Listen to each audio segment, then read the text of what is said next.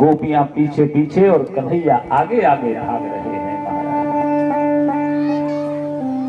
ये गोपियां शिकायत लेकर के आती है तो कभी कोई किसी प्रकार का उलाना तो कभी किसी प्रकार का उलाना, और इलानों की इन उल्हानों की शिकायतों की कोई परवाह नहीं करते कन्हैया। एक दिन तो बिल्कुल भोर में ही, सवेरा हुआ भी नहीं था, सूर्य उदय हो ही रहा था, और उसी समय ग्वाल बालों को लेकर के गोकुल के पास एक गांव है चिकसौली, वहां पहुंच गए महाराज। और चिकसौली गांव में पहुंच करके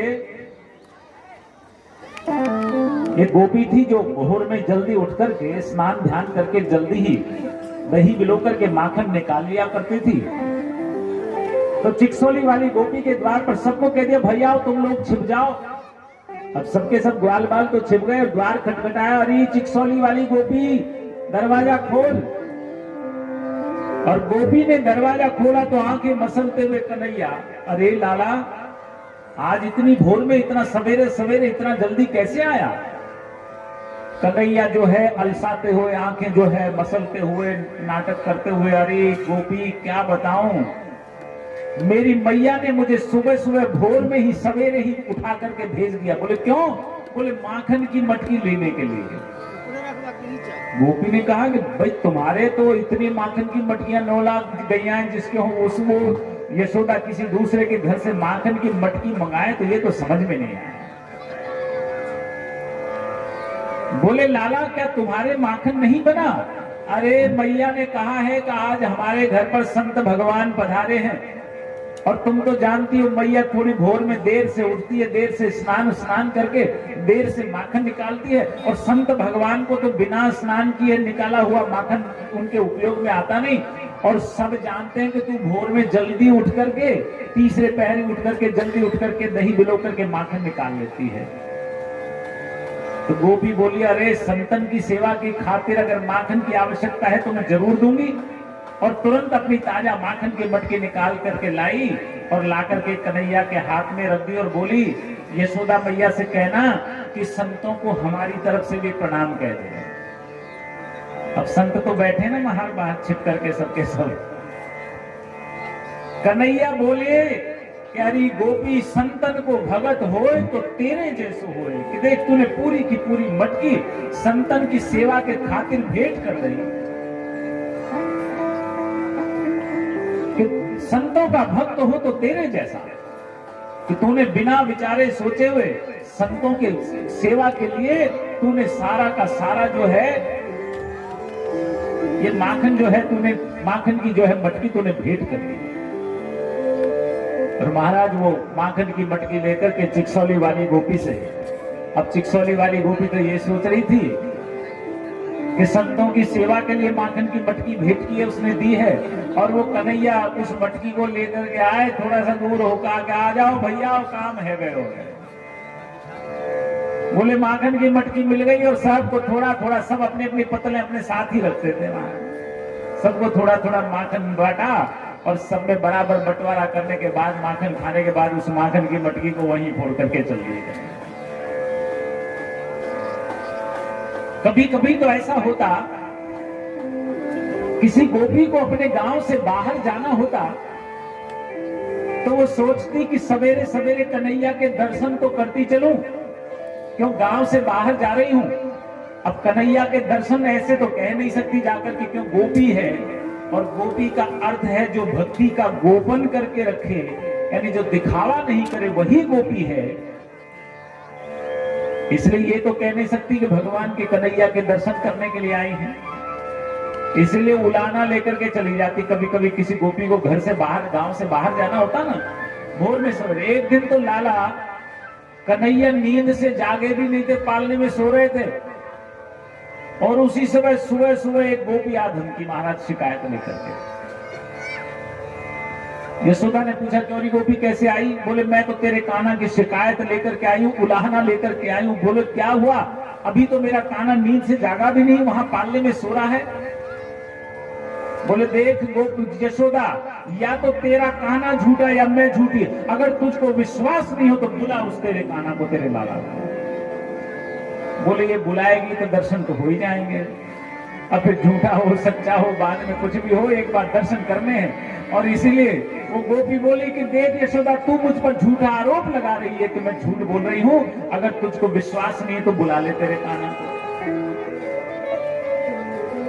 माता यशोदा ने आवाज दी, कनवा कनवा कनवा रे, बाहर आ एक बार। लाला एक बार बाहर आकर के तो देखा महाराज सवेरे सवेरे बोले पता नहीं कौन सी गोपी को दारी को घर से बाहर जाना है और मेरी नींद खराब कर दी वाले। उठ के आंखें मसलते हुए नींद में ही कन्हैया आए, बोले क्या बात है मैया? बोले ये गोपी कह रही है कि तूने आज इसके घर में माखन की चोरी की। अब रुआ से होकर के बैठ गए कन्हैया। मैया पूछती क्या बता, तूने माखन खाया इसके घर का? तो कन्हैया कहते हैं कि मैया बोरी मैं नहीं माखन खाऊं, मैया मोरी मैं नहीं माखन खाऊं। अब कन्हैया कह रहे हैं कि मैया मोरी मैं नहीं माखन खाऊं, मैया मोरी मैं नहीं माखन खाऊं। अब माँ को तो समझ में आ रहा है, सुनाई दे रहा है। माँ को क्या लग रहा है कि कन्हैया कह रहा है कि मैया मोरी मैं नहीं माखन खाऊं। और गोपी को क्या लग रहा है, देख तेरा लाला खुद हाँ भर रहा है कि मैया मोरी मैं नहीं माखन खाऊं। क्यों ब्रज में जो है ना मैंने ही खाया है उसको मैंने ही खायो कहते हैं, और हमारे यहाँ लोग समझ जाते हैं मैं नहीं खायो यानी मैंने नहीं खाया है। एक बार दर्शन तो हो ही गए थे महाराज। तो गोपी बोले ठीक है तेरे लाला की तू जाने, मैं तो चली गई। दर्शन तो हो गए क्योंकि उसको तो गांव से बाहर किसी काम से जाना था। अब सवेरे सवेरे दर्शन करने का उसके लिए ये उल्हाना लेकर के आई है महाराज। बड़ी भी अद्भुत लीलाएं प्रभु की, बड़ी सुंदर मनोहर लीलाएं। एक दिन मैया ने अपने हाथों से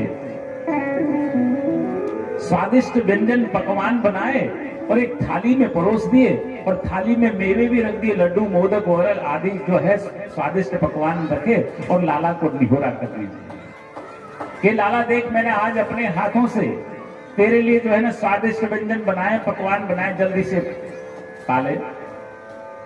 और लाला ने जब देखा उसमें है माखन भी, माखन के अलावा सब कुछ है महाराज, मेवे भी है, लड्डू भी है, हलवा भी है, और भी स्वादिष्ट व्यंजन है, पर माखन नहीं है। तो देख करके जो है वहां से होकर के बोले भैया ये सब हमको अच्छा नहीं लगता है। मैया री मोहि माखन भावे,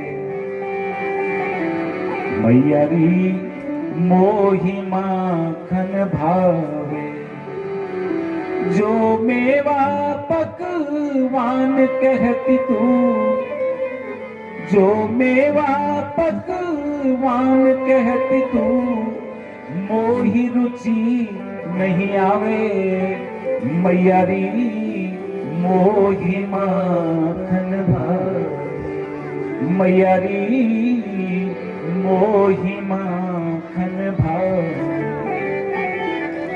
बोले भैया मैया मुझे तो केवल माखन ही अच्छा लगता है, जो तू ये मेवे ये व्यंजन इनके लिए जो निहोरा करती ना, मुझे ये सब अच्छे नहीं लगते, इनमें मेरी जरा भी रुचि नहीं, मुझे तो केवल माखन ही अच्छा लगता है।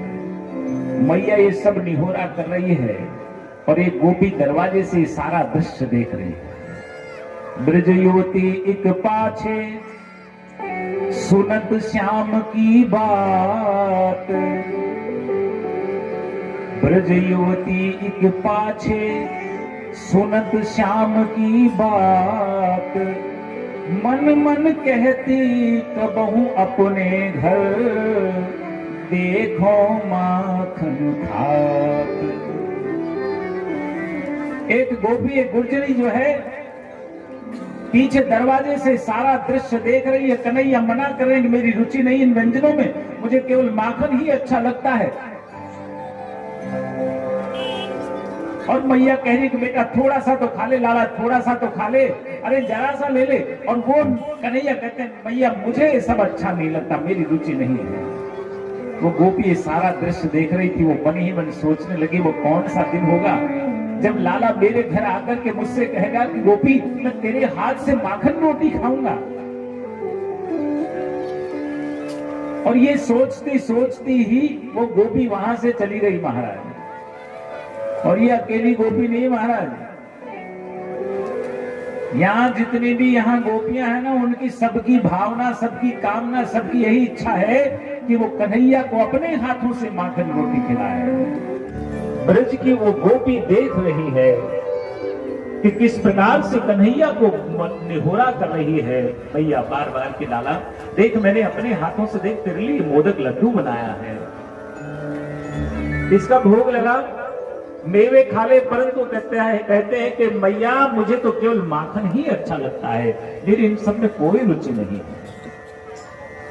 जो गोपी ये देख रही थी और मन में जिसके भाव उत्पन्न हुआ कि वो कौन सा दिन होगा जब कन्हैया मेरे घर आकर मुझसे कहेगा कि गोपी आज तो मैं तेरे हाथ से ही माखन रोटी खाऊंगा।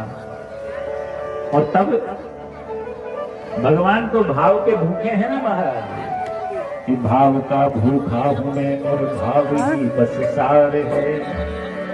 भाव से मुझको भजो तो भाव से बेड़ा पार है।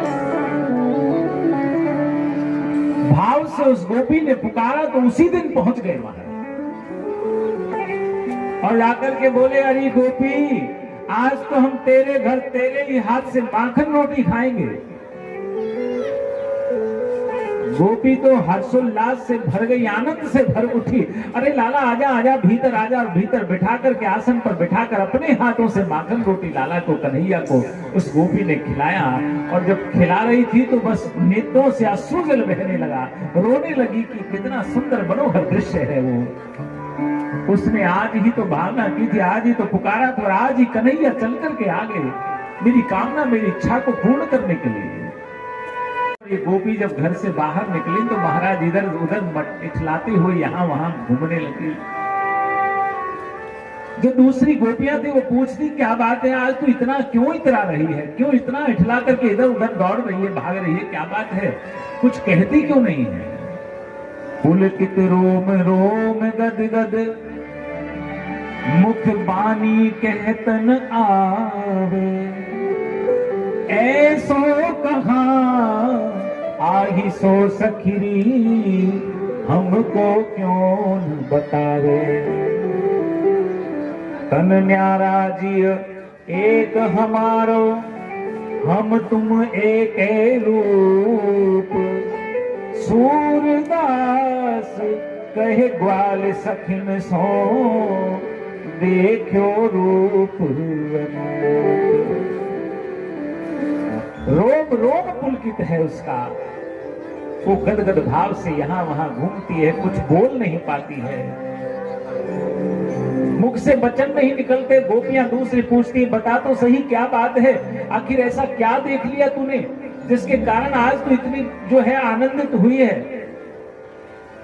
वो गोपियां जब बार बार पूछती है यहां तक कहती है कि देख सब जानते हैं भले शरीर हमारे सबके अलग अलग होंगे परंतु हम सबका हृदय एक है, हम सब एक ही रूप हैं, बता तो सही आज ऐसा आखिर तूने क्या देखा है। तो वो गोपी कहती है कि मैं बताऊं कैसे, क्योंकि प्रेम के कारण उसके नेत्रों से जल बह रहे हैं, रोम रोम रोमांचित है। वो पुलकित होकर के कहती है कि जिन नेत्रों ने उस दृश्य को देखा है वो बोल नहीं सकते, क्योंकि नेत्रों के पास बोलने की जो है सामर्थ्य नहीं है। और जो जीभ बोल सकती है, जो जिह्वा बोल सकती है, उन्होंने तो देखा ही नहीं उस दृश्य को। ये प्रेम की पराकाष्ठा का भाव है। जैसे गूंगे का गुड़ होता है ना, गूंगे को गुड़ खिला दो पूछा जाए कि इसका स्वाद कैसा है तो वो बता नहीं पाएगा। स्वाद तो उसको पता है कि गुड़ का स्वाद कैसा था, परंतु गूंगा होने के कारण वो उसको प्रकट नहीं कर सकता, बोल नहीं सकता, बता नहीं सकता। उसी प्रकार का ये आनंद है। इसीलिए कहा कि जिन आंखों ने देखा वो बोल नहीं सकती है, और जो जीभ बोल सकती है उसने देखा ही नहीं, तो कैसे बताऊं उस दृश्य को। तो गोपियां बार बार जब पूछती है तो कहते करे आज कन्हैया मेरे घर आया और उसने आकर के मुझसे माखन रोटी मांगा और मैंने अपने हाथों से ही कन्हैया को आज माखन रोटी खिलाया। बड़ी सुंदर मनोहर लीलाएं प्रभु की वहां पर। एक दिन सबके सब ग्वाल बाल कन्हैया का हाथ पकड़ करके लाए महाराज और आकर के कहने लगे कि मैया देख लाला ने मिट्टी खा ली। बोले आज तेरे कन्हैया ने, आज तेरे कान्हा ने मिट्टी खाई है। अब जब हाथ पकड़ा कन्हैया का, क्यों रे लाला तूने मिट्टी खाई है? अब और तो और मधुमंगल भी बोल रहा है और दाऊ भी कह रहे हैं कि हाँ मां मिट्टी तो इसने खाई है। अब सब की सब भीड़ लगी, सारे ग्वाल बाल कन्हैया की शिकायत करने के लिए आए कि तेरे लाला ने, कन्हैया ने आज मिट्टी खाई है। कन्हैया से पूछा हाथ पकड़ करके, क्यों रे लाला तूने मिट्टी खाई है? कन्हैया बोले मैया ये सब लोग झूठ बोल रहे हैं, मैंने मिट्टी नहीं खाई। मधुमंगल कहता है कि मैं ब्राह्मण को बेटा अपनी चोटी की सौगंध खा के कह रहा हूं कि आने मिट्टी खाई है भैया, ये हमको झूठा बता रहा है जबकि इसने मिट्टी खाई है। मैया बोली देख लाला, अगर बलदाऊ नहीं कहते, क्योंकि बलदाऊ भी सबके हाँ में हाँ मिला रहे हैं, बलदाऊ भी कह रहे हैं कि तूने मिट्टी खाई है तो इसका मतलब तूने मिट्टी खाई है, क्योंकि अगर और की बातों को तो फिर भी मैं झूठा मान लेती, पर बलदाऊ कहे तो इसका मतलब झूठ नहीं है। कन्हैया बोले मैया अगर बलदाऊ की तू बात कर रही है तो मैं बलदाऊ से भी जाके पूछ लेता हूं। और बलदाऊ के पास गए कन्हैया और कान में पूछने लगे, क्यों दादा मैंने मिट्टी खाई है? बलदाऊ कहते हैं लाला तूने मिट्टी तो खाई है, ठीक है खाई है, तो मैं भी मैया को कह रहा हूं जो तुम रोज जो भांग का गोला जो अपने साथियों के साथ मिलकर के लगाते हो ना, अभी मैया को बता रहा हूं। बलदाऊ ने सोचा इसकी पिटाई तो बाद में होगी, पहले मेरी पिटाई हो जाएगी। बलदाऊ बोले देख मैया हमने अपनी आंखों से तो देखा नहीं किसने मिट्टी खाई है कि नहीं, ये सब लोग कह रहे हैं तो मैं भी कह रहा हूं।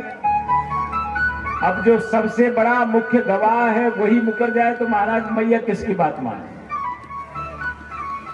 मैया बोली अगर, लाला कहता देख मैया अगर तुझको विश्वास नहीं तो मेरा मुंह देख ले।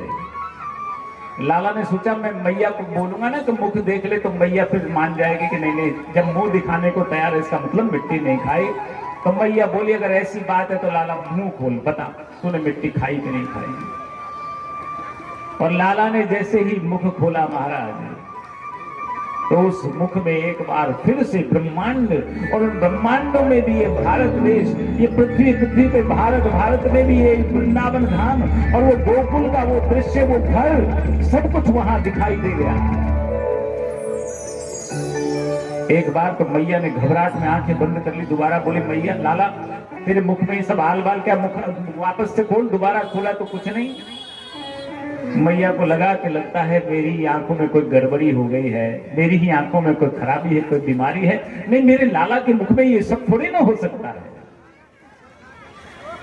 परीक्षित पूछते हैं कि हे सुखदेव मुनि, ये नंद बाबा और ये जो यशोदा मैया कौन है? आखिर इन्होंने ऐसा क्या किया है, ऐसा कौन सा मंगलमय साधन किया है कि जिसके कारण कन्हैया का कभी कान उमेट देते हैं, कभी छड़ी से मारने लगती मैया, कभी कुछ और दंड देती है।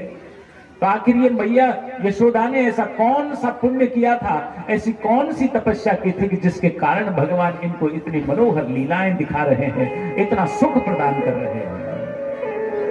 सुखदेव मुनि कहते हैं कि हे महाराज परीक्षित, ये जो नंद बाबा है ये पूर्व जन्म में द्रोण नाम के वसु हुआ करते थे और इनकी पत्नी थी, उसका नाम था धरा। तो ये जो द्रोण नामक वसु है और ये धरा, इन्होंने बहुत कठोर तपस्या की। और जब ब्रह्मा जी प्रसन्न होकर के वरदान देने के लिए आए तो इन्होंने वरदान में यही मांगा कि जगदीश्वर के चरणों में हमारी अनन्य प्रेममयी भक्ति हो जाए और हमें जगदीश्वर का सामीप्य सुख प्राप्त हो। यही वरदान ब्रह्मा जी हमें प्रदान कीजिए। और ब्रह्मा जी ने कहा तथास्तु, ऐसा ही हो। जब द्वापर में भगवान कृष्ण रूप में आएंगे तब आप उनको उनका सामिप्य सुख भी पाओगे और उनकी अनन्यमयी प्रेममयी भक्ति भी तुमको प्राप्त होगी। और आज वही द्रोण नाम के वसु और उनकी पत्नी धरा यहाँ पर नंद बाबा और यशोदा के रूप में जन्म लेकर के आए हैं और उस तपस्या और उस वरदान का फल है कि जो भगवान श्री कृष्ण का सामिप्य सुख उनको प्राप्त हुआ। सुंदर मनोहर लीलाएं भगवान की ऐसी कि धूरि धरे अंग सोहत श्याम हूं तैसी बनी सिर सुंदर चोटी खेलत खात फिर ही अंगना पग पैजनी बाजत पीर कचोटी वा छवि को रस खान बिलोकत वारत काम कला निधि कोटि काग के भाग को का कहिए हरि हाथ से ले गयो माखन रोटी। भगवान की इस लीला में जो भी है उसको जो सुख मिलता है उसका वर्णन नहीं कर सकते।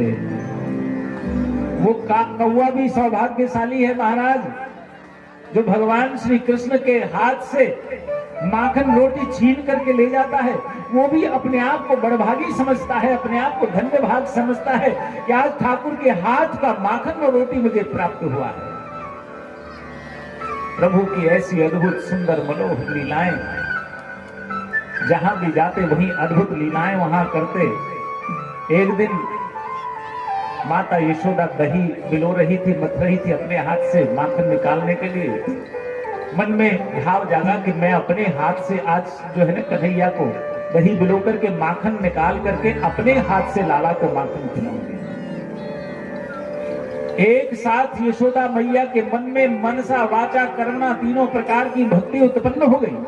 मन में कृष्ण का ही भाव है, कृष्ण के बारे में ही विचार कर रही है और काम भी कर्मणा भक्ति भी कि उनके लिए ही माखन निकाल रही है और मुख पर उन्हीं के गान है, उन्हीं की लीलाएं, उनकी चर्चाएं हैं। और देखते ही देखते और सामने इधर तो दही मथ रही और सामने चूल्हे पर जो है पद्मगंधा गाय का दूध रखा हुआ है। ये पद्मगंधा गौ तो दूध तो बहुत थोड़ा सा देती है, लेकिन ये दूध बहुत पौष्टिक होता है। और ये पद्मगंधा गाय का दूध जो है भगवान की लीला में मैं आपको बता दूं कि चाहे जड़ हो चेतन हो, सबके सब कोई न कोई संत रहे हैं, कोई न कोई ऋषि रहे हैं, कोई न कोई भक्त रहे हैं जिनको ये सामिप्य सुख प्राप्त हुआ है। दूध धीरे धीरे उबलने लगा। कन्हैया जो है घुटनों के बल चलते चलते मैया के पास आए। मैया ने जो है दही मथते मथते लाला को गोद में बिठा लिया और स्तनपान कराने लगी, दूध पिलाने लगी मां। वो दूध जो चूल्हे पर उबल रहा था उसने देखा कि कन्हैया को मैया स्तनपान करा रही है, दूध पिला रही है, तो कन्हैया का तो पेट ही भर जाएगा, तो फिर मेरे जीवन का क्या लाभ। और बोले जब मेरे जीवन का कोई लाभ ही नहीं है तो क्यों नहीं मैं इस अग्नि में ही आत्मघात कर लूं। और वो दूध महाराज उफनने लगा। और जब दूध उफनने लगा, क्यों दूध ने सोचा कि जब मैंने इतनी तपस्या की उसके बाद भी मैं भगवान के पीने के काम नहीं आऊं, उनकी पुष्टि का कारण नहीं बनूं, तो फिर जीवन का क्या लाभ। इसलिए इस अग्नि में कूद करके आत्मघात कर लेता हूं। और वो जब दूध उफनने लगा और मैया की दृष्टि पड़ी कि दूध उफन रहा है, तो मैया ने लाला को उठाया और जल्दी से पटक करके भागे दूध को बचा लिया। और मैया ने जब भागी दूध को बचाने के लिए, लाला को गुस्सा आ गया महाराज, क्रोध आ गया। लाला बोले आज दूध प्यारा हो गया और पूत प्यारा नहीं। उस दूध के लिए बेटे को पटक के चली गई और इसलिए लाला ने आव देखा न ताव, एक पत्थर उठाया और उस पत्थर से महाराज उस मटकी को फोड़ दिया। अब उस मटकी को फोड़ा। जब मैया वापस लौट करके आई तो देखती है कि मटकी फूटी हुई। एक बार तो जोर की हंसी आई मैया को कि इतना सा लाला, और देखो कितना क्रोध कि थोड़ा सा धीरे से पटक के क्या चली गई, जल्दी जल्दी में उसने मेरी मटकी फोड़ दी। लेकिन फिर मैया ने सोचा कि अगर इसको आज दंडित नहीं किया आज दंड नहीं दिया तो फिर ये रोज रोज मेरी मटकियां फोड़ेगा, इसलिए दंड जरूर है। इसलिए और लाला कन्हैया जो है ना उस मटकी को फोड़कर, मटकी फोड़ तो दी महाराज, फिर डर लगा और डर के मारे चुपचाप वहां से उस कक्ष में चले गए नाराज होकर के, जहां बासी माखन रखा होता है ना महाराज, वहां चले गए और बासी माखन को खुद भी खाने लगे, बंदरों को भी खिलाने लगे नाराज होकर के। मैया ढूंढती हुई वहां उस कक्ष में पहुंची, कन्हैया को देखा तो कन्हैया से बोली, क्यों रे कन्हैया तूने मेरी मटकी क्यों फोड़ी? ठहर, और चांदी की छड़ी लेकर के दौड़ी महाराज कन्हैया के पीछे।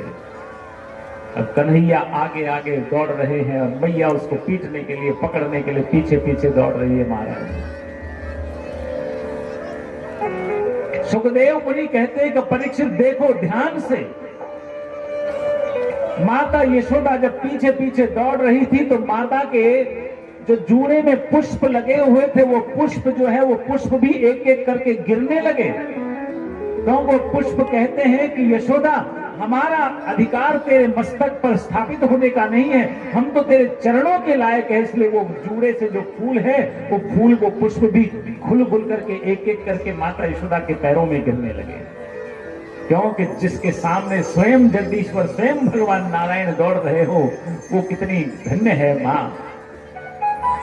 थोड़ी दूर गए होंगे, माता तो थक गई महाराज, और वो एक जो है चबूतरे पर चढ़ गए। यशोदा मैया पीछे दौड़ती दौड़ती थक गई। मैया बोली, लाला देख मैं अब थक गई हूं, चुपचाप तू आ जा। लाला बोले, मैया तेरे हाथ में चांदी की छड़ी है, तू मुझे मारेगी तो? बोले चिंता मत करो, ले छड़ी को फेंक दिया। अब छड़ी को फेंक दिया और कन्हैया आए, ठीक है मैया ले, मुझे गले से लगा ले। अब गले से लगाने के लिए जैसे कन्हैया आगे हाथ पकड़ करके कान उमेटती हुई मैया ले गई और ले जा करके जो है रस्सी से ऊखल के साथ बांधने लगी महाराज। अब ऊखल के साथ बांधने लगी तो वो रस्सी 2 अंगुल छोटी पड़ गई और रस्सी लेकर के आए, फिर बांधने का प्रयास करे। जब भी प्रयास करे वो रस्सी 2 अंगुल छोटी पड़ जाए। सुखदेव मुनि कहते हैं कि असल में यहाँ ये रस्सी और ये जो ऊखल है ना, कश्यप और अदिति ही है, और ये दोनों नहीं चाहते कि उनके पुत्र स्वयं भगवान जगदीश्वर किसी भी प्रकार के बंधन में फंसे। संत लोग कहते हैं कि असल में यहाँ ये जो 2 अंगुल रस्सी छोटी पड़ने का मतलब है कि यहाँ भगवान की माधुर्य शक्ति और ऐश्वर्य शक्ति में झगड़ा विवाद चल रहा है। ऐश्वर्य शक्ति कहते हैं कि हमारे जगदीश्वर को, हमारे भगवान को हम ऐसे कैसे बंधने देंगे, बंधन में नहीं आने देंगे। और माधुर्य शक्ति कहते हैं कि आज तो ठाकुर को बंधना ही पड़ेगा प्रेम के वशीभूत होकर के। और उन दोनों के विवाद के कारण ही जो है वो रस्सी 2 अंगुल छोटी पड़ जाती है। अब जब देखा कन्हैया ने, मैया बड़ी देर हो गई है, थक गई है, तब कन्हैया अपने आप ही उस बंधन में बंध गए महाराज। और जब बंधे तो मैया तो काम में लग गई और कन्हैया उस ऊखल को ही ले गए। बाहर 2 अर्जुन के वृक्ष थे, उनके बीच में घुस गए। अब खुद तो घुस गए महाराज, अब वो बड़ा सा ऊखल कैसे घुसे, तो जोर का झटका दिया तो वो अर्जुन के वृक्ष धड़ाम से गिर पड़े। देखते ही देखते उन दोनों वृक्षों में से महाराज 2 पुरुष प्रकट हो गए, जो कुबेर के पुत्र थे, नलकूबर और मणिग्रीव, जो नारद जी के श्राप के कारण अर्जुन के वृक्ष बन गए थे। और भगवान ने आज उनका यहाँ पर उद्धार किया। तब नंद बाबा ने आकर के लाला को मुक्त किया। जय जय राधा रमण हरि बोल रे, जय जय राधा रमण हरि बोल, जय जय राधा रमण हरि बोल रे, जय जय राधा रमण हरि बोल, हरि बोल, जय जय राधा रमण हरि बोल रे, जय जय राधा रमण हरि बोल, हरि बोल, हरि बोल, हरि हरि हरि बोल, हरि बोल, हरि बोल, हरि हरि हरि बोल, हरि बोल, हरि बोल, हरि हरि हरि बोल, हरि बोल, हरि बोल, हरि हरि हरि बोल, हरि बोल, हरि बोल, जय हरि हरि बोल, हरि बोल, हरि बोल, जय जय हरि हरि बोल, जय राधा राधा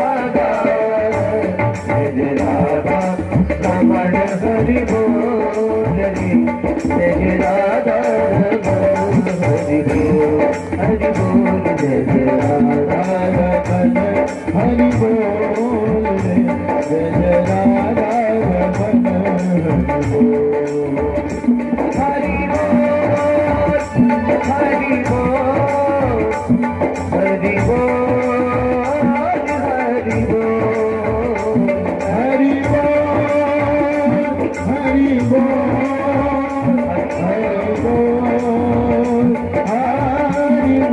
बोल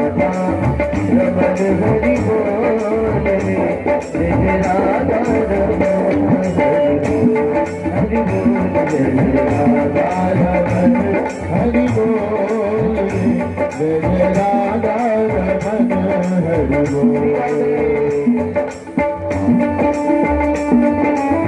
हरि बोल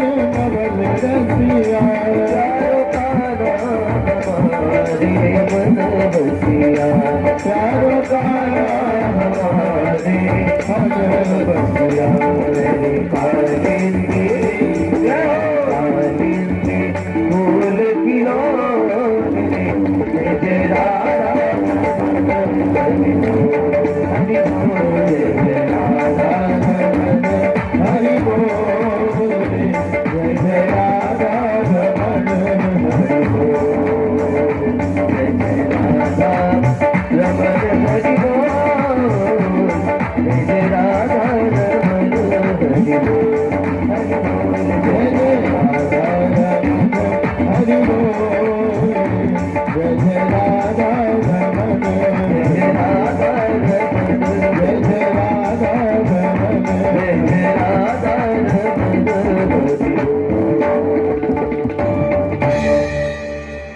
जय जय श्री राधे जय जय श्री राधे जय जय श्री राधे।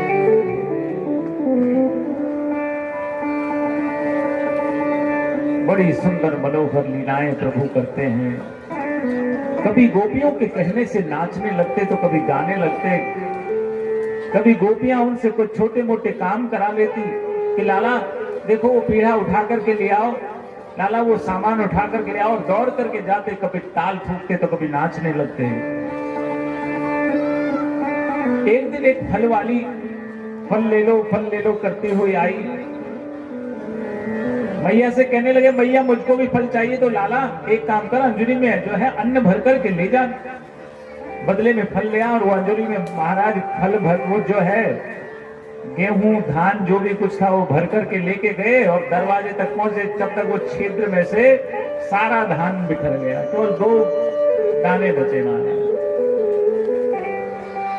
कन्हैया बोले अरे फल वाली हम लाए तो पूरा अंजलि भर करके थे, परंतु 2 ही दाने बचे हैं। फल वाली बोली लाला एक काम कर, तू तो एक बार मुझे मैया कह दे। लाला बोले एक बार क्यों, मैं कई बार कह दूंगा, मैया मैया मैया फल दे दे, मैया फल दे ले। मैया ने कहा झोली भरती फलों से मारा। जो 2 दाने थे ना वो अपनी डलिया में रख लिए और गाती हुई उसको जो है ना अपनी डलिया को लेकर के जैसे ही घर पहुंची, वो डलिया इतनी भारी हो गई महाराज कि गिर पड़ी। और उसमें से देखा तो दुनिया भर के आभूषण जो है रत्न आदि मिले महाराज। इसीलिए तो कहते हैं अन्न धन मुझको कुछ ना चाहिए, अन्न धन मुझको कुछ ना चाहिए, आप हो जाए मेरा पुण्य ये है सत्कार है। बोले मुझको कुछ नहीं चाहिए, बोले एक फूल फूल भी यदि भाव से आप मुझे प्रेषित कर दोगे ना, तो वो भी मेरे लिए सबसे बड़ा सत्कार है, सबसे बड़ा सम्मान है। 2 दाने में तो सारी डलिया रत्न आभूषणों से भर दी महाराज। इधर बार बार कभी कोई राक्षस आता, कभी कोई राक्षस आता।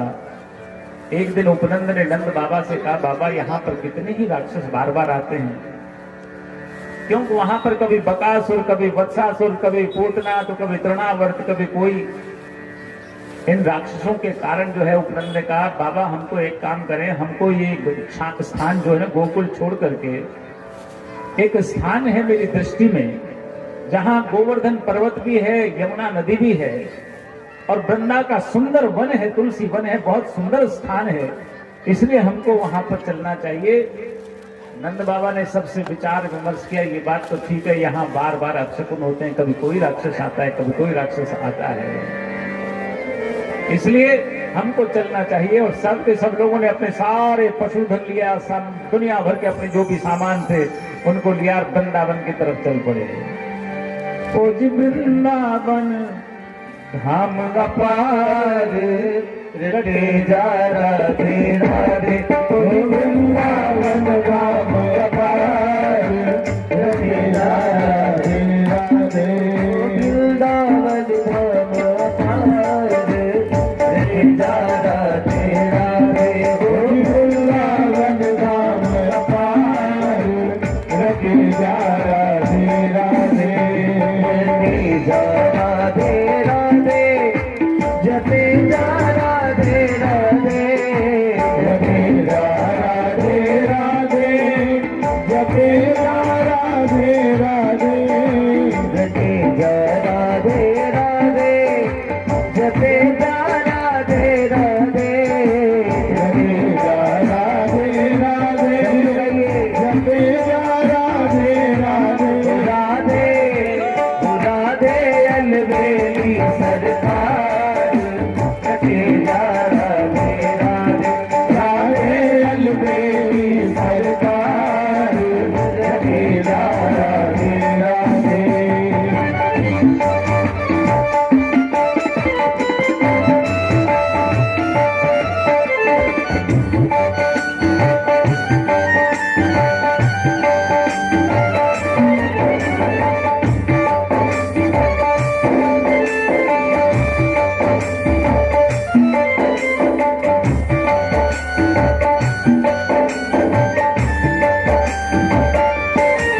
वृंदावन गलिया डोले, श्री राधे राधे बोले, वृंदावन गलिया डोले, श्री राधे राधे बोले, वृंदावन गलिया डोले, श्री राधे राधे राधे राधे बोले, वृंदावन गलिया डोले, श्री राधे राधे बोले, वाको जन्म सफल हो जाए, वाको जन्म सफल हो जाए,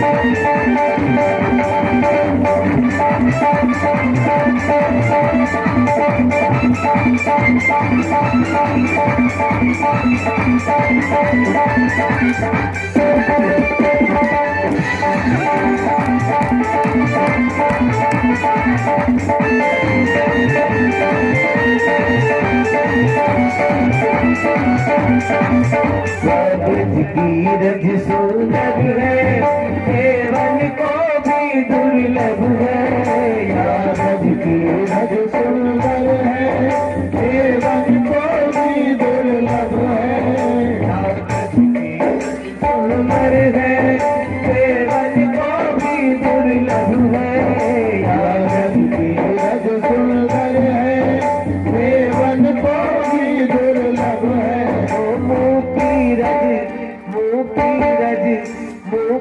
रज शीश चढ़ाए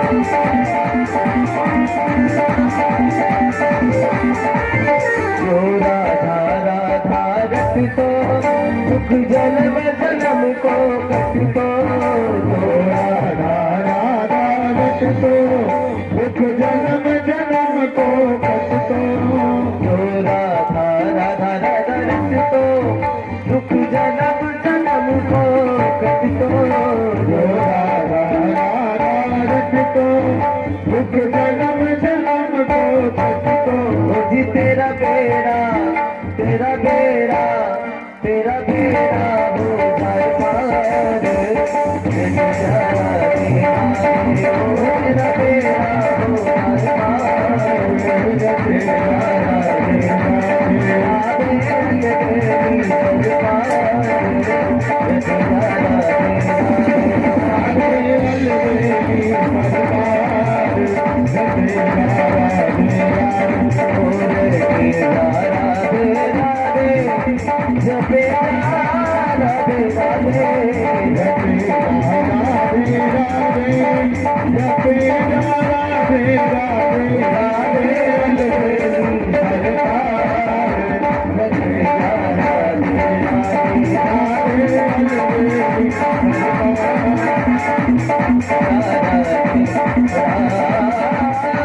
है।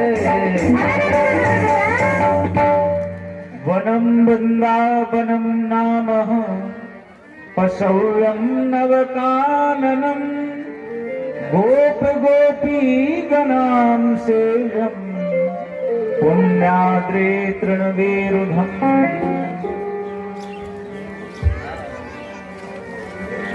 वृंदावन के वृक्ष को मरम न जाने को, डाल डाल अनुपात पात पे श्री राधे राधे हो।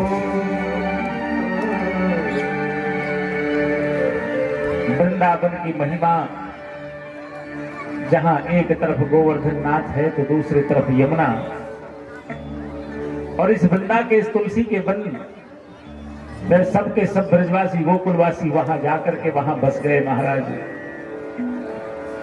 पहले जो लीलाएं गोकुल में हो रही थी भगवान श्री कृष्ण की, वो लीला निरंतर वहां वृंदावन में भी जारी रही महाराज। वृंदावन में गए, थोड़े बड़े हुए, बछड़े चराने लगे। अभी बछड़े वो गोष्ठ में ही चराते थे। गोष्ठ यानी जहां गायों के बंधने का जो स्थान है वहीं बछड़ों को चराते महाराज। कहते हैं कि वृंदावन में 4 चीजें आज भी उस समय की है जब भगवान श्री कृष्ण लीला किया करते थे। पहली है यमुना, दूसरी है ब्रज की रज, तीसरे हैं गोवर्धन नाथ और चौथी है कात्यायनी माता। कात्यायनी माता की स्थापना गोपियों ने की थी भगवान श्री कृष्ण को पाने के लिए। एक दिन ऐसे ही वत्सासुर बछड़े का रूप धारण करके वहां पर एक राक्षस आया।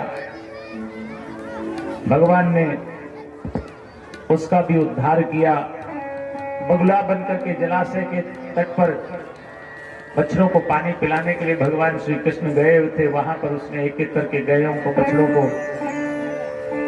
ग्वालों को निगलना प्रारंभ किया। भगवान श्री कृष्ण ने जो है उसको, उसकी दोनों चोंच पकड़ करके उसे चीर दिया, उसका भी उद्धार किया। एक और राक्षस था जो, जिसका नाम था अघासुर। ये अघासुर, अघ का मतलब होता है पाप, साक्षात पाप स्वरूप ही था ये, जो अजगर का रूप धारण करके, अजगर सर्प का रूप धारण करके आया महाराज, और मुंह खोल करके बैठ गया। ग्वाल बाल वहां बैठे हुए थे, भोजन की तैयारी कर रहे थे। उन्होंने देखा रे तो कोई एक नई कंदरा दिखाई दे रही, गुफा दिखाई दे रही। ग्वाल बाल उसमें प्रवेश कर गए महाराज। भगवान समझ गए ये कोई गुफा नहीं है, ये तो राक्षस है। और स्वयं भी जो है उसके मुख में गए और धीरे धीरे अपने शरीर को इतना बड़ा कर दिया कि उसका गला अवरुद्ध हो गया, उसकी श्वास अवरुद्ध हो गई और वो वहीं ढेर हो गया, उसके प्राण पटे हो गए। अब वहां उसके कुछ जो ग्वाल बाल थे उन सबको भगवान ने निकाला, उनको लेकर के आए। उसी समय भगवान श्री कृष्ण भोजन कर रहे थे सब ग्वाल बालों के साथ। अनेक, जो चारों उंगलियों पर अनेक प्रकार के आचार लगे हुए हैं। कोई लड्डू खिला रहा है, कोई कुछ खिलाता है, कोई कुछ। एक ग्वाला था जिसका नाम था मधुमंगल, गरीब घर का ग्वाला।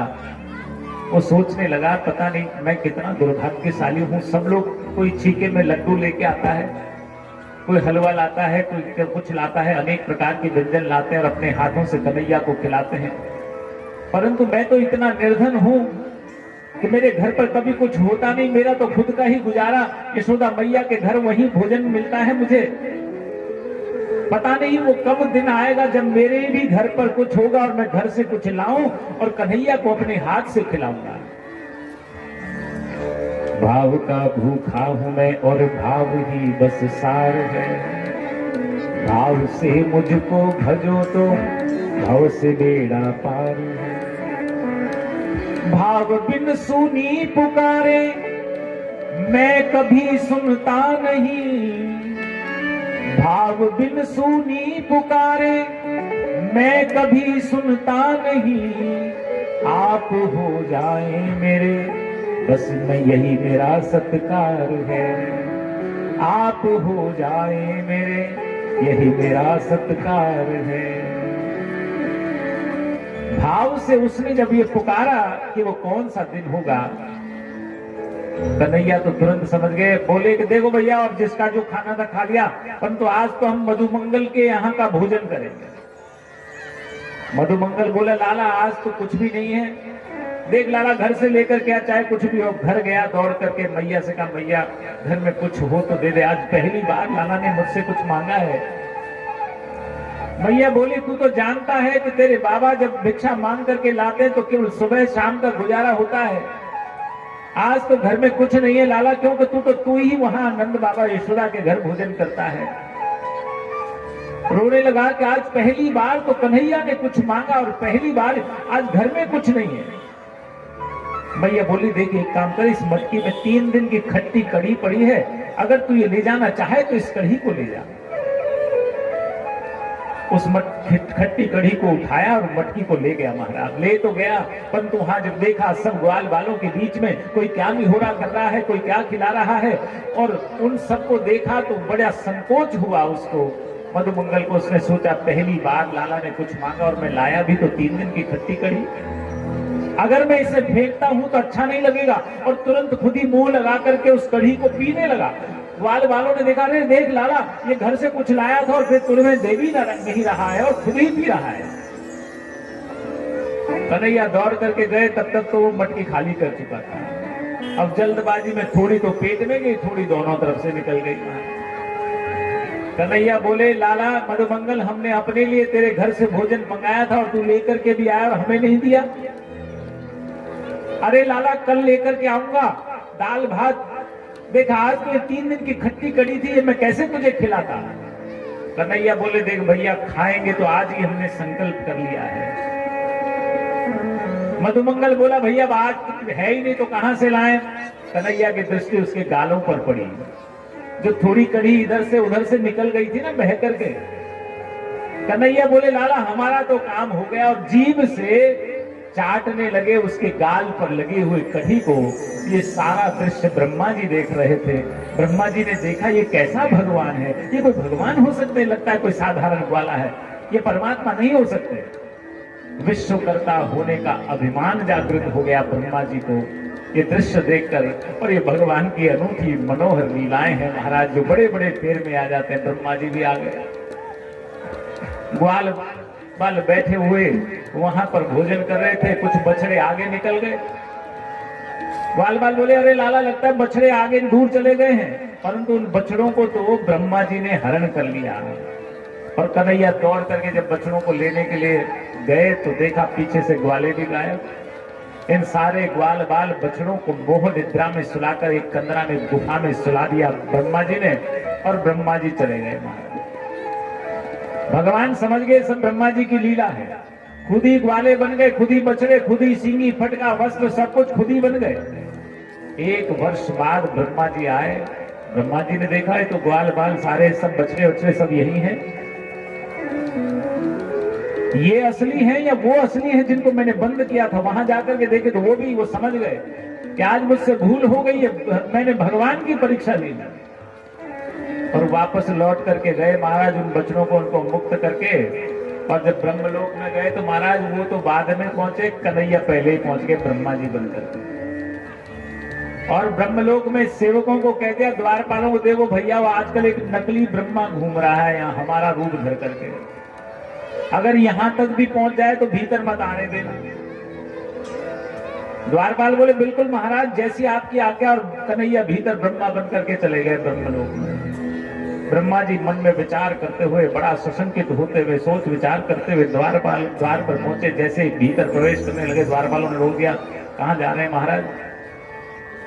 ब्रह्मा जी बोले क्या तुम्हें दिखता नहीं, कहां जाऊंगा मैं, ब्रह्मलोक में जाऊंगा, मैं ब्रह्मा हूं। बोले ब्रह्मा जी हम आपको पहचान गए, आप कौन से वाले ब्रह्मा हैं। बोले हमारे ब्रह्मा जी तो भीतर बैठे हैं। ब्रह्मा जी समझ गए कि मुझसे भूल हुई है, भगवान की लीला ही है। ब्रह्मा जी बोले अपने उन स्वामी को एक बार जाकर के कह दो कि मैं उनसे मिलना चाहता हूं। तो बोले ठीक है आप नीचे उतरिए और यहीं प्रतीक्षा कीजिए, हम पूछ करके आते हैं। और भीतर गए, जाकर के कहा कि महाराज वो नकली ब्रह्मा जी भी पधार गए हैं जैसा आपने बताया था। बोले ठीक है भेज दो भीतर। और उनको जब भेजा गया भीतर जाकर के देखा तो सिंहासन खाली पड़ा है, कोई नहीं है। और तब ब्रह्मा जी ने जाकर के क्षमा मांगी, उन सबको मुक्त किया, बछड़ों को, ग्वाल बालों को। 1 वर्ष पहले उन बछड़ों के सामने भगवान ने अघासुर को मारा था। 1 वर्ष बाद जाकर के कहते हैं कि अरे मैया, आज तेरे लाला ने अघासुर को भी मार दियो।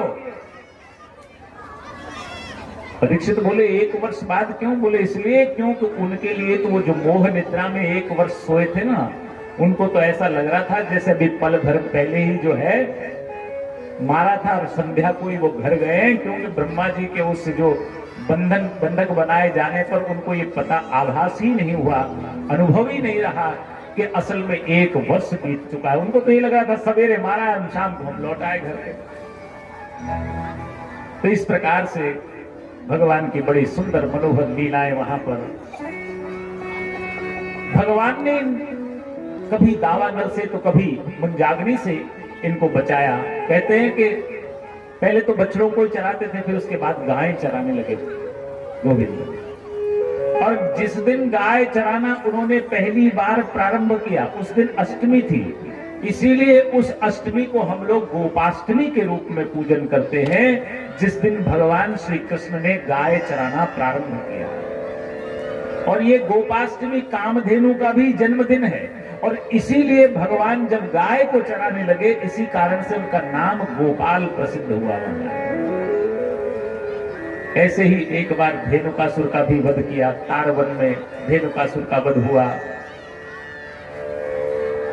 भगवान श्री कृष्ण पीछे पीछे चलते हैं, गैयाएं आगे आगे चलती है।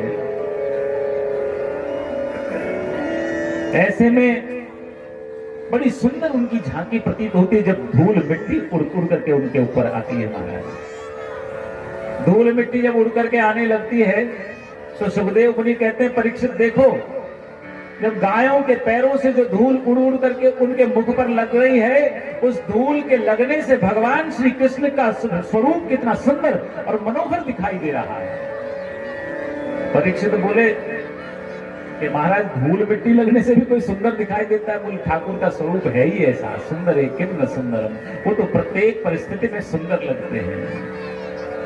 एक बार की बात है, ऐसे ही श्रीमद वल्लभाचार्य जी महाराज के पुत्र विठल नाथ जी गोस्वामी रोज ठाकुर के बांके बिहारी की जो है श्रृंगार आरती किया करते थे, और रोज सूरदास जी आते तानपुरे पर तान छेड़ करके बिना, क्योंकि सूरदास को दिखाई नहीं देता था, लेकिन जो पर्दा हटने के बाद जो भी श्रृंगार होता उसी प्रकार का जो भजन गाते।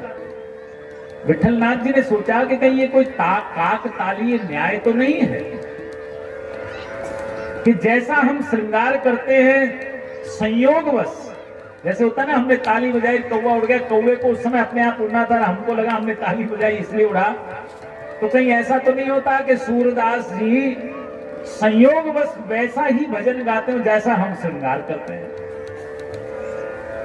या फिर कहीं इनके जो ज्ञान चक्षु तो नहीं खुले हुए हैं। एक दिन परीक्षा के भाव से विठलनाथ जी ने जो है ठाकुर जी को स्नान कराया, और स्नान करा करके महाराज नंगे ही खड़ा कर दिया, और गले में केवल एक मोतियों की माला डाल दी, और पर्दा हटाया और सबको शांत कर दिया, कोई नहीं बोलेगा। हाँ सूरदास जी, पर्दा खुल गया है, गाइए तो सही, आज झांकी कैसी है, कौन सी पोशाक पहन रखी है ठाकुर ने।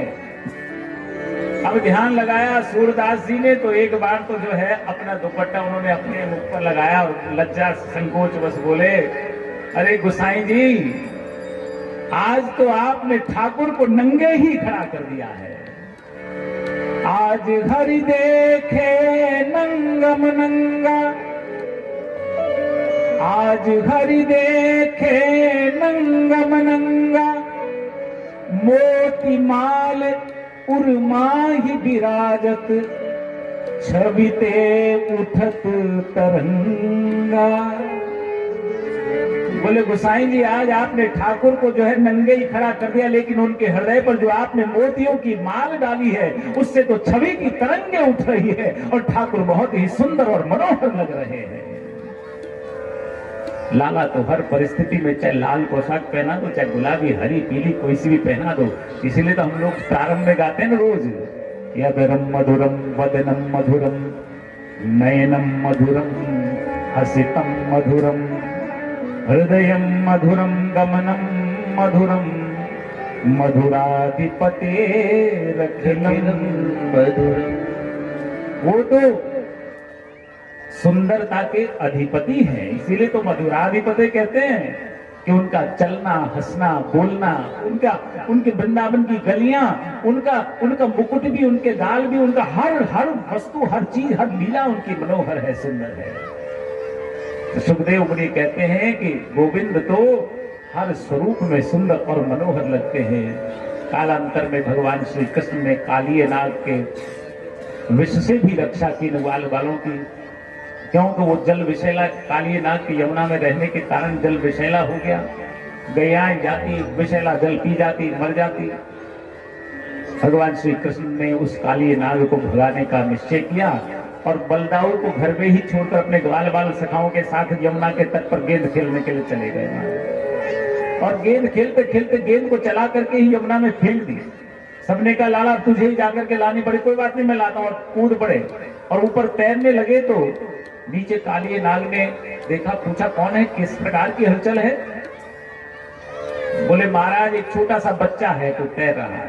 बोले बच्चा हो चाहे बड़ा हो, अगर दंडित नहीं करेंगे तो उनको हमारा भय नहीं रहेगा। इसलिए स्वयं वो कालिये नाग गया और जाकर के फुफकारने लगा तो भगवान श्री कृष्ण उसके फन पर जा सवार हुए महाराज। और जब कालिये नाग ने उनको देखा तो हतप्रभ रह गया उनकी सुंदरता देख के। लखी जिन लाल की मुस्कान ताहि बिसरी वेद विधि जप तप योग जई संयम ध्यान। नेम व्रत आचार पूजा पाठ गीता ज्ञान। रसिक भगवत दृगदयी यस खेच के मख म्यान। उस सुंदर मनोहर मूर्ति को देखा तो पल भर के लिए तो वो भी अपनी सुरमरु भूल गया, परंतु फिर उसने क्रोध किया तो उसके क्रोध को शांत करने के लिए भगवान ने उसी के जो भी फन उठा था उसी पर कूद पड़ते नृत्य करने लगे। और वो ऐसा सुंदर तांडव नृत्य किया महाराज कि बस वो आहत हो गया, घायल हो गया और रोने लगा। उसकी पत्नियों ने क्षमा मांगी, प्रार्थना की तो भगवान ने कहा देखो भैया, या तो तुम यमुना को छोड़ के जाओ नहीं अपने प्राण गवा दो। उसने कहा महाराज मैं यमुना को छोड़ के तो जाऊं, पर आपका जो भक्त है ना गरुड़ जी, वो मेरा पीछा कर रहा है, वो मुझे मारना चाहता है, इसलिए मैं यहाँ छुप करके बैठा हूं। बोले आप चिंता मत करो, क्योंकि हमारे चरण चिन्ह तुम्हारे मस्तक पर अंकित हो गए हैं और इन चरण चिन्हों को देखने के बाद गरुड़ जी तुमको जरा भी नुकसान नहीं पहुंचाएंगे। और तब कालिये नाग को वहां से उन्होंने भेजा। ऐसे ही दावानल से भी बचाया। तो विषाग्नि, मुंजाग्नि और दावाग्नि तीनों प्रकार की अग्नियों से भगवान श्री कृष्ण ने उनकी रक्षा की। प्रलंबासुर का वध करते हुए भगवान श्री कृष्ण ने वहां पर बैठे हुए उन सभी जो है ग्वाल बाल है उनको कभी वर्षा ऋतु के का वर्णन करते तो कभी उनके पास जो है शरद ऋतु का वर्णन करते। ऐसी ही लीलाओं में एक और लीला है ठाकुर की जिसको कहते हैं चीर हरण। जब भी ये गोपियां यमुना में स्नान करती थी तो भगवान श्री कृष्ण उनको मना करते। भगवान कहते देखो तुम यहाँ पर इस प्रकार से खुले में दिन में यहाँ पर यमुना में स्नान मत किया करो। परंतु छोटा सा बालक समझ करके गोपियां उसकी भगवान श्री कृष्ण की कन्हैया की बातों को अनदेखी कर देती थी। तो ऐसे में एक दिन भगवान श्री कृष्ण उन सब के वस्त्र उठा करके ले गए और कदम के वृक्ष पर बैठ करके बांसुरी बजाने लगे। गोपियों ने देखा कि ये सारे हमारे वस्त्र उठा करके ले गया है, तो प्रार्थना करने लगी कि कन्हैया हमारे वस्त्र वापस लौटा दो। असल में यहाँ पर ये भगवान जो श्री कृष्ण है वो स्वयं परमात्मा है, ईश्वर है, और ये गोपियां जीव है। और ये जो वस्त्र है ये वस्त्र असल में पर्दा है अज्ञान का, और ये अविद्या है। भगवान श्री कृष्ण केवल यहाँ इनको सुधारने के लिए चेतावनी ही नहीं दे रहे हैं, अपितु ये जीव और परमात्मा के बीच की लीला है। इस वस्त्र को इसलिए भगवान ने हटाया। भगवान कहते हैं कि जीव और परमात्मा के बीच यदि कोई है तो केवल ये अज्ञान का पर्दा है, ये वस्त्र है, और जब तक ये अज्ञान नहीं हटेगा तब तक जीव हमें देख नहीं सकता। ये गोपियां प्रार्थना कर रही थी, 4 प्रकार से इन गोपियों ने प्रार्थना की महाराज। कुछ गोपियों ने कहा कि हे गोविंद आप हमारे वस्त्र लौटा दो, हम आपकी दासियां हैं, हम आपकी सेविकाएं हैं, अपनी सेवकाओं को इस प्रकार से व्यथित कर मत करो। तो जिन्होंने दास्य भाव से अपने वस्त्र मांगे उनको शूद्र गोपी कहा गया। कुछ गोपियां ऐसी थी जिन्होंने भगवान को लालच लिया, कन्हैया एक काम करो, तुम जो भी कहोगे ना वो हम तुमको ला करके देंगे, जो तुम कहोगे वही हम करेंगे, परंतु तुम हमारे वस्त्र लौटा दो। तो जिन गोपियों ने लेन देन की बात करके लालच दे करके अपने वस्त्र मांगे उनको वैश्य गोपी कहा गया, यानी बदले में। तो भाई तुम हमको हमारे वस्त्र दोगे तो हम बदले में तुमको कुछ दे देंगे।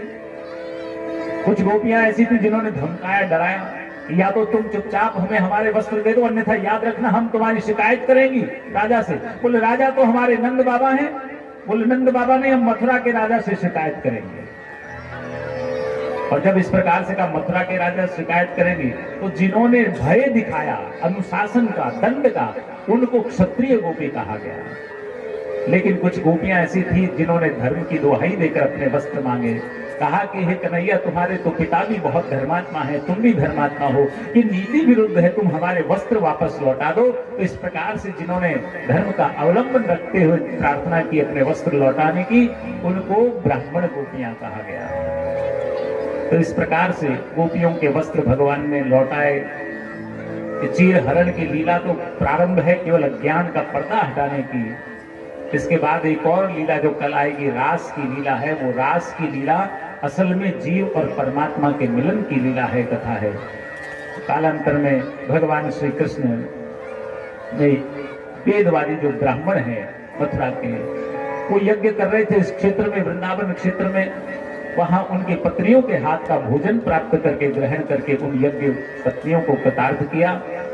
एक दिन गांव में, पूरे वृंदावन में सब लोग सुंदर नए वस्त्र आभूषण पहन के तैयार हो रहे थे, नाचने गाने का सा माहौल, सब लोग बड़ी किसी यज्ञ की अनुष्ठान की तैयारी कर रहे थे। कन्हैया ने पूछा नंद बाबा से, बाबा ये सब तैयारियां किस उत्सव के लिए है? अरे लाला, आज हम लोग जो है ना इंद्र की पूजा के लिए सारा यज्ञ की व्यवस्था कर रहे हैं। क्योंकि इंद्र जल की वर्षा करते हैं, उसके कारण धान पैदा होता है, अन्न पैदा होता है, औषधियां पैदा होती है, जिसके कारण हम फलीभूत होते हैं। इसलिए चूंकि इंद्र जल की वर्षा करते हैं तो हम बदले में ये यज्ञ करके, ये उत्सव करके उनको जो है प्रसन्न करते हैं। कन्हैया बोले बाबा ये तो उचित नहीं है। अगर पूजा आराधना करनी है तो इन गौ माता की करो जिनका दूध दही माखन खा करके हम पुष्ट होते हैं।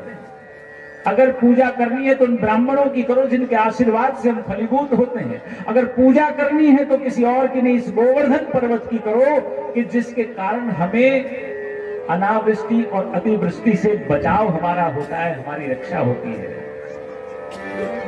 इस गोवर्धन पर्वत की करो जिससे हमें अनेक प्रकार के रत्न, औषधियां, वनस्पतियां आदि प्राप्त होती है।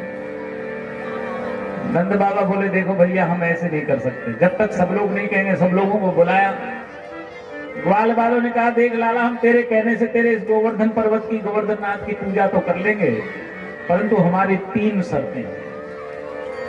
बोले बोलो कौन सी शर्तें? बोले पहली शर्त है कि हमसे जो भी टूटी फूटी सेवा बनेगी उससे तेरे गोवर्धन नाथ को प्रसन्न होना पड़ेगा,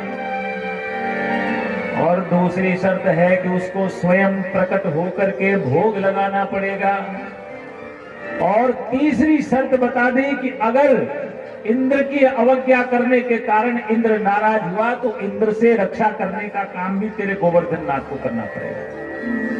कन्हैया बोले स्वीकार है, मंजूर है, तीनों शर्त आपकी। और जब तीनों शर्त महाराज स्वीकार कर ली कन्हैया ने, तो सबके सब लोग, तैयारी तो थी, 56 प्रकार के व्यंजन बनाए गए महाराज, और फिर सबके सब लोग तैयार होकर के गोवर्धन पर्वत की पूजा के लिए चल पड़े।